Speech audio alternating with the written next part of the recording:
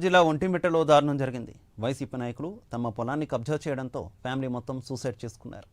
తల్లి కూతురు ఇంట్లో ఆత్మహత్య చేసుకోగా భర్త రైలు కింద పడి ఆత్మహత్య చేసుకున్నారు. తమ పొలాన్ని వైసీపీ నేతలు కబ్జా చేశారని ఎన్నిసార్లు అధికారుల చుట్టూ తిరిగినా పట్టించుకోకపోవడంతో మనోవేదనకు గురైనట్టు తెలుస్తోంది. దాంతో కుటుంబం మొత్తం సూసైడ్ లెటర్ రాసి ఆత్మహత్య చేసుకున్నట్టు సమాచారం.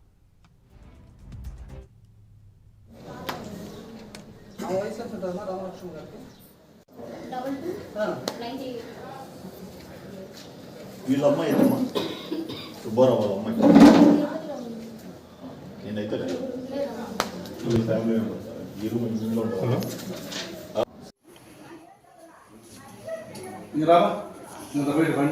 అన్న ఒకడు ఉంటాడు.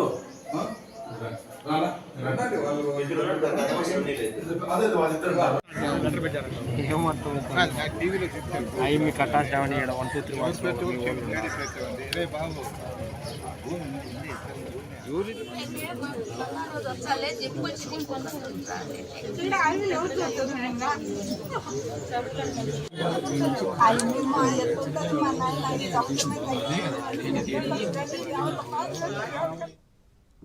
రెడ్డికి ఇదే విషయానికి సంబంధించి మరింత సమాచారం మా కరెస్పాండెంట్ సుధీర్ అందిస్తారు.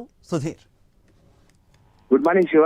కడప జిల్లా ఒంటిమిట్ట మండలంలో ఒకే కుటుంబానికి చెందినటువంటి ముగ్గురు వ్యక్తులు కూడా ఈ రోజు ఉదయాన్నే ఆత్మహత్య చేసుకోవడం పూర్తి స్థాయిలో కూడా ఆ గ్రామంలో విషాద ఛాయలు నెలకొన్నాయని చెప్పుకోవచ్చు. అయితే పూర్తి వివరాల్లోకి వెళ్తే కనుక ఏదైతే ఒంటిమిట్ట మండలం కొత్తపల్లి గ్రామంలో ఉన్నటువంటి పాల సుబ్బారావు అనే వ్యక్తికి సంబంధించి ఆ రైతుకు ఇప్పటికే దాదాపుగా అప్పుల్లో ఉన్నటువంటి పరిస్థితుల నేపథ్యంలో కూడా ఏదైతే పాల సుబ్బారావుకు సంబంధించినటువంటి కొత్తపల్లి గ్రామంలో ఉన్నటువంటి ఒక భూమిని కూడా అమ్ముదామని చెప్పిన నేపథ్యంలో కూడా ఆ భూమి దగ్గరికి వెళ్ళి అమ్ముదామని సదరు వ్యక్తులను తీసుకెళ్లిన నేపథ్యంలో కూడా అక్కడ ఉన్నటువంటి కొత్తపల్లి గ్రామానికి సంబంధించినటువంటి వైసీపీ నాయకుడు అలాగే వెంకటరమణ అనే వ్యక్తి కూడా ఆ భూమి నాది అంటూ కూడా అతను కూడా డాక్యుమెంట్ తేవడంతో ఒక్కసారిగా పాల సుబ్బారావు అనే వ్యక్తి కూడా కంగుతున్నాడు. అయితే ఇదే దానికి సంబంధించి కూడా గత ఎన్నిసార్లు కూడా ఒంటిమిట్ట మండలంలో ఉన్నటువంటి ఎంఆర్ఓ శిరీషారెడ్డి దగ్గరికి వెళ్ళడం జరిగింది. అయితే ఎన్నిసార్లు అర్జీ పెట్టుకున్నా కానీ ఆమె కూడా స్పందించడం నేపథ్యంలో కూడా ఆయన పూర్తి స్థాయిలో కూడా ఆ గతంలో ఎన్నోసార్లు అర్జీ పెట్టుకొని